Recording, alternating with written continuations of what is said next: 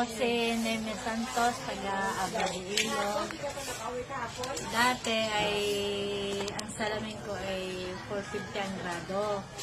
Ngayon, inalok ako nung katabi ko yung si Gina Acosta ng salamin na ito nga ngayon stick, 7-8. Kaya ako ang mahal naman. Ako'y saka nakako yan. Ngayon, pinahiram niya ako ng 1 week ng salamin niya.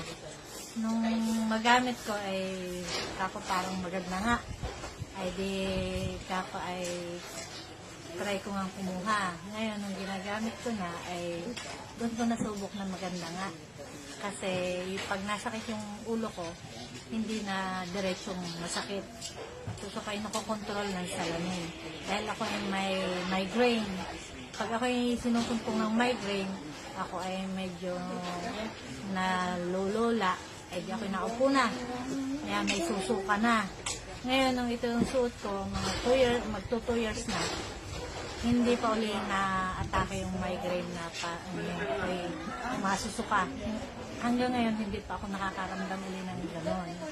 Kaya, kung... Dati ilan po yung grado ng? Ang grado ng salamin ko ay 450. Hindi ko naman siya nagagamit na, kundi pagsisimba lang ako dahil hindi ako makabasa ng malayo.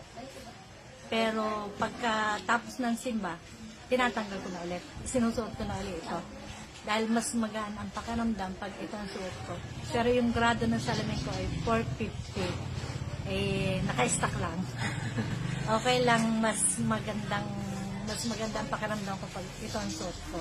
Kaya, try nyo gumamit ng iron stick na salamin. Okay na kaya?